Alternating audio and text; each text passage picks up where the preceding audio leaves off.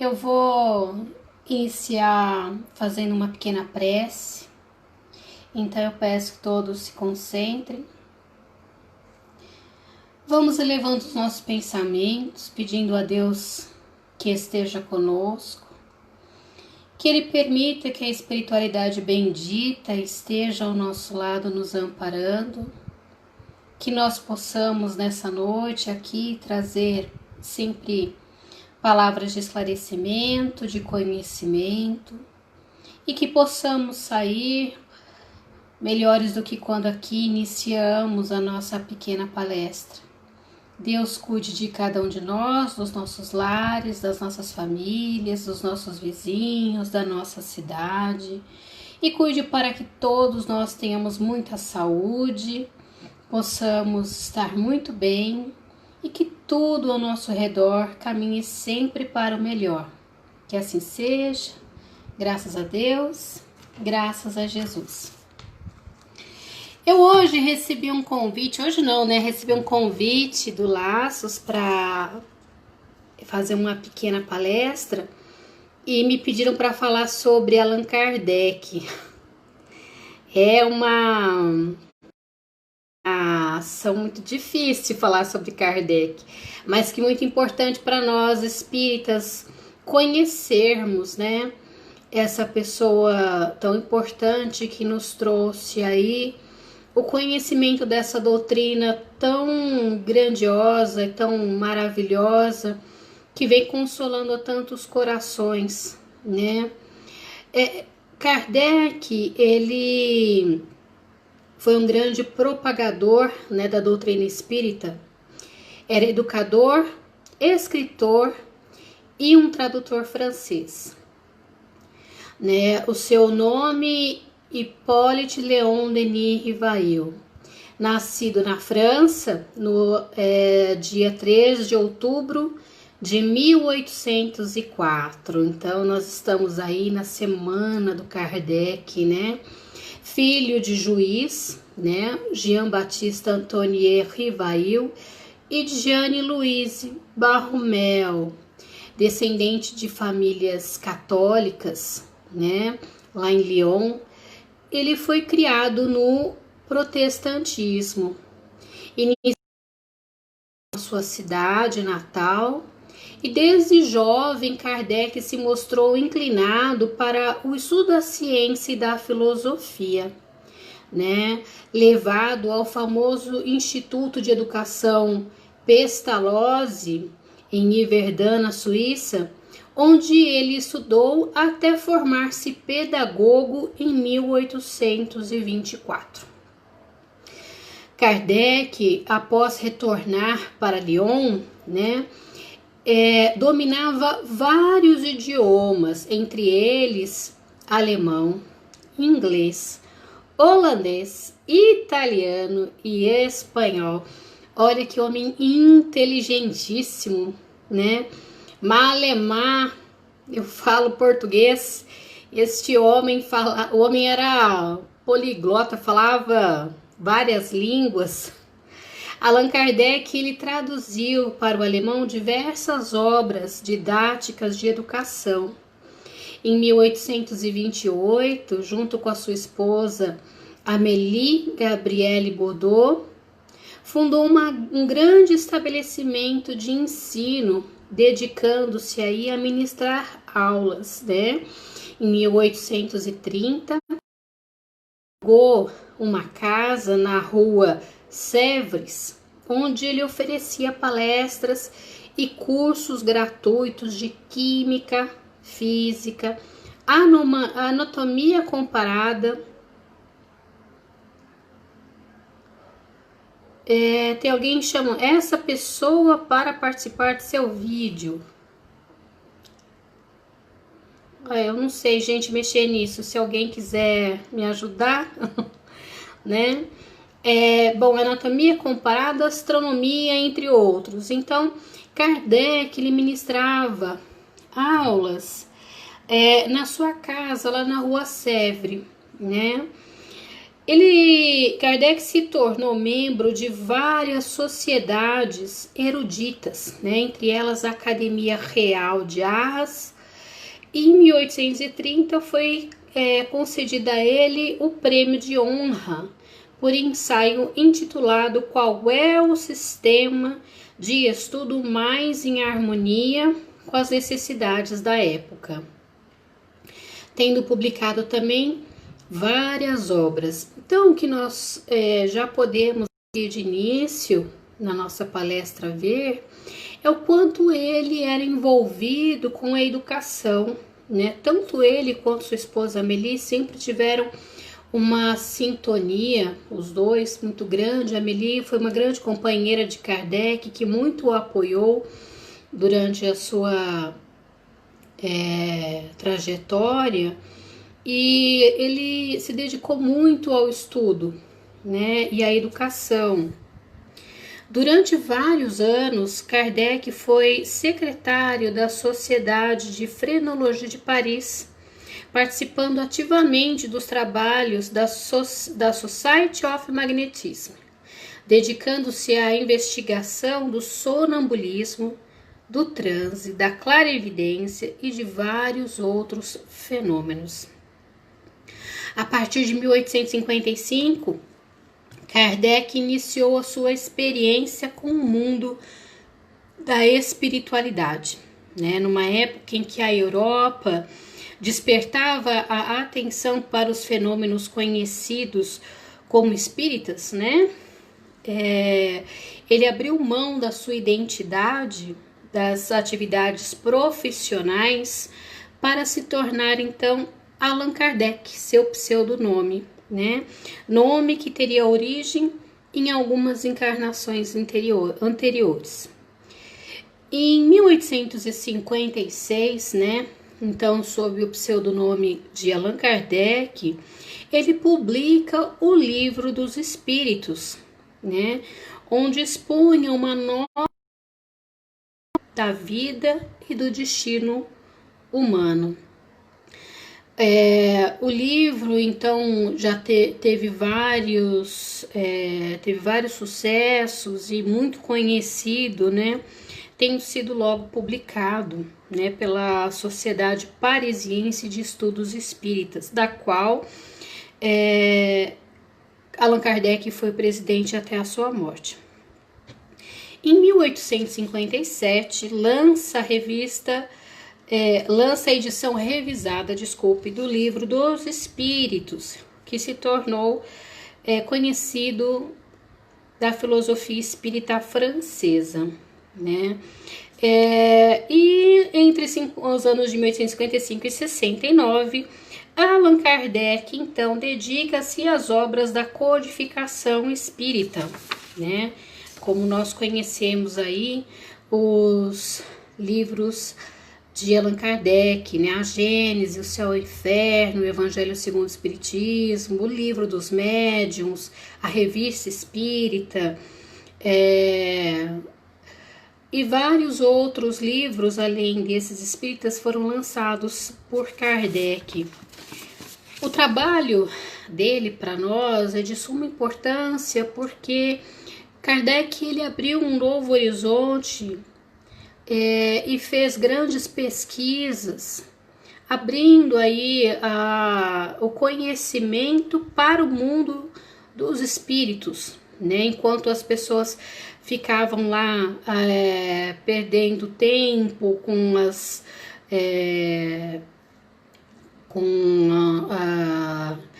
aquelas conhecimentos sobre espiritismo, aquelas coisas fantásticas, ele quis ir mais profundo, ele quis conhecer, analisar, pesquisar e saber sobre a verdade, né? Sobre o que tudo aquilo realmente iria ensinar, né? E antes que o próprio espiritismo se popularizasse, então, né, Allan Kardec, ele já trabalhava com a força dos seus conhecimentos de forma muito diferenciada, né, com o objetivo de esclarecer as pessoas e fazê-las compreender a sintonia do que se passava dentro dos lares, né? Lá pelo ano mais ou menos de 1855, as questões das manifestações dos espíritos, né? Ele passou a se entregar mais a esses fenômenos, cogitando principalmente de deduzir as consequências filosóficas, né? Sobre as novas leis que regiam tanto no plano físico quanto material, e trazendo à luz esse conhecimento do que se passava. Lá pelos anos de 1858, então, ele funda a primeira sociedade espírita, né? Como falei, que ficou que ficou com o presidente até final, né, na sua morte. Defendia com grande fundamento os escritos que ele deixou e as obras, para que nós tivéssemos aí o conhecimento sobre os fenômenos da natureza e passássemos a ter um conhecimento maior e não aquela fé irracional. Mas com o Espiritismo ele pretendia uma fé raciocinada, né?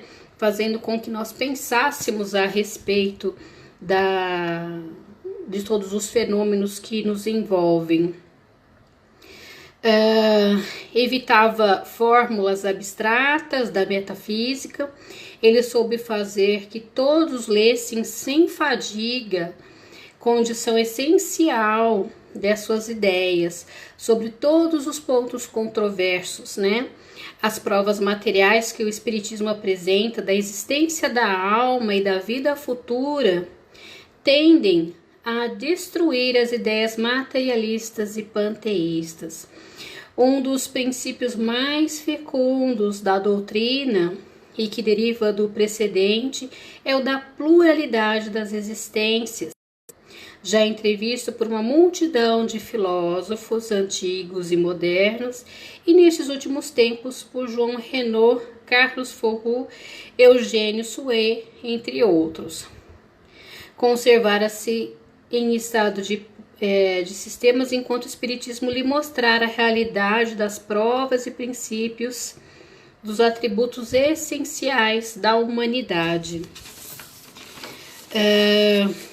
As ideias inatas, né, se explicam os conhecimentos adquiridos das vidas anteriores que Kardec teve, para que ele pudesse então divulgar, aí ele ter esse conhecimento para poder trabalhar melhor. Assim como nós aprendemos que cada um de nós traz a sua bagagem das vidas passadas, Kardec também, né, em razão do grande conhecimento que tinha, ele pôde desenvolver um grande papel na doutrina espírita. Uma curiosidade também é que, se por acaso Kardec não conseguisse cumprir, né, com a missão da divulgação da doutrina, a própria espiritualidade já tinha alguém que pudesse substituí-lo aí nesse trabalho da divulgação do Espiritismo e do conhecimento que viria. Um dos nomes aí que nós conhecemos no Espiritismo e que poderia estar no lugar de Kardec, caso ele falhasse, era Leon Denis. Outro nome é Camille Flammarion, né? E também Gabriel Delany. São nomes que poderiam estar no lugar de Kardec, caso ele não conseguisse divulgar, né, e levar os ensinamentos espíritas. Enquanto, então, como eu falei aí, a sociedade na época perdia seu tempo, né, com as frivolidades dos saraus, né? Kardec, ele aproveitou daquele movimento espírita para que ele analisasse, questionasse os espíritos, sempre com um olhar crítico e científico, estudando os preceitos e aplicando no momento para que ele tivesse as respostas que buscava sobre os fenômenos espirituais, né? Que mais que eu posso falar aqui, né?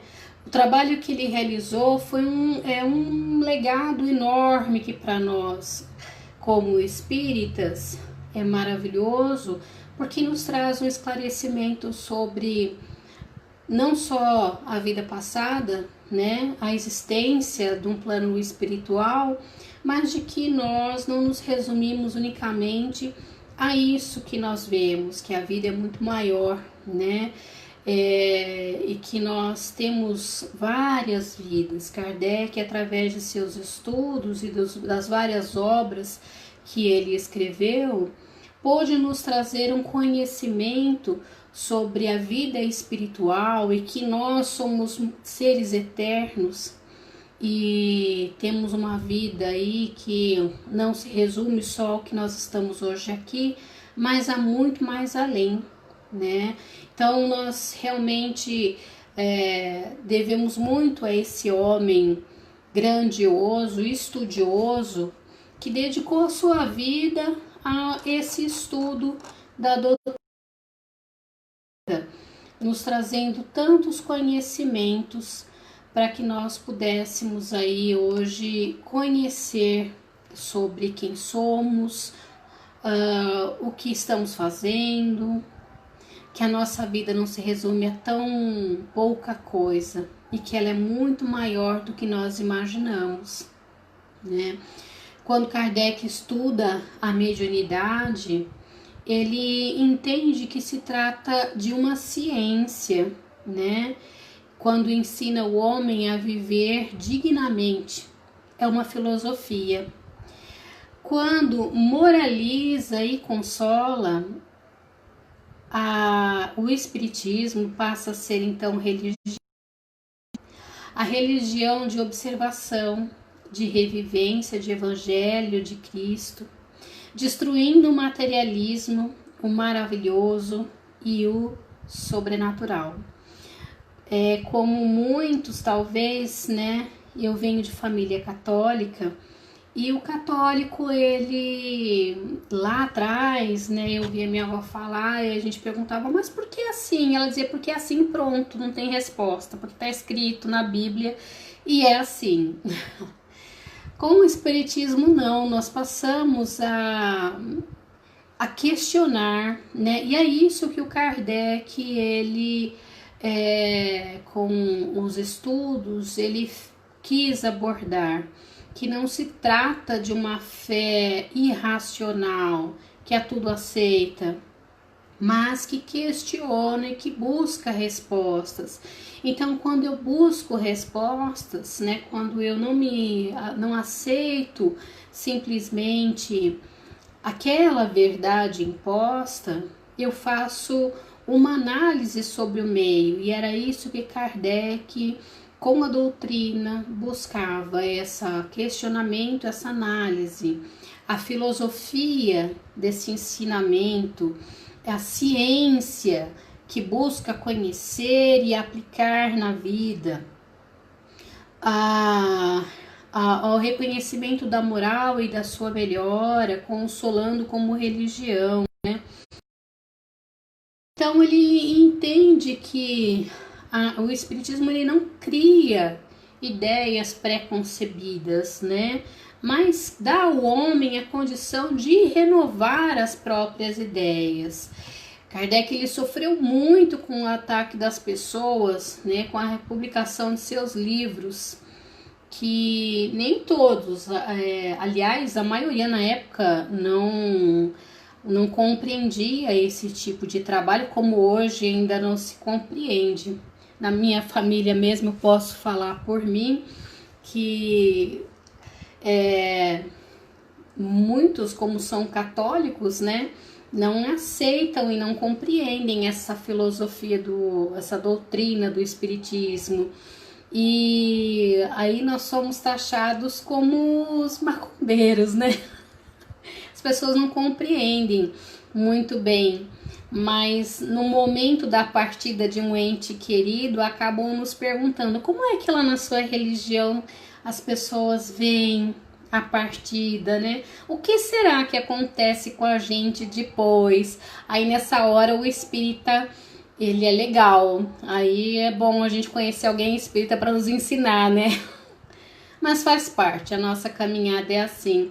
Então, como ia dizendo, Kardec também na época, lá em 1850, como nós estamos falando aqui sobre datas também, e se nós hoje em 2020 sofremos ataques, imagina Kardec naquela época, né? Ele foi muito injuriado sobre os estudos que fazia, né?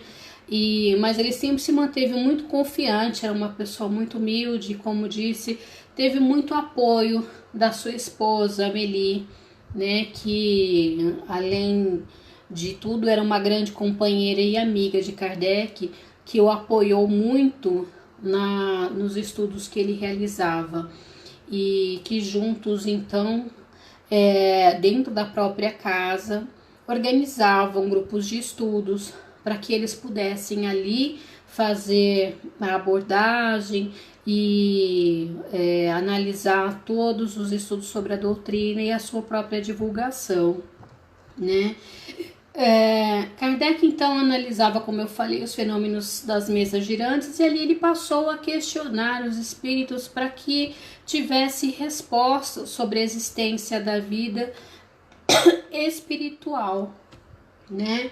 Escrevendo vários livros durante a sua existência, não só os livros espíritas, mas como era educador, Kardec escreveu muitas outras obras, deixando um grande legado aí para nós.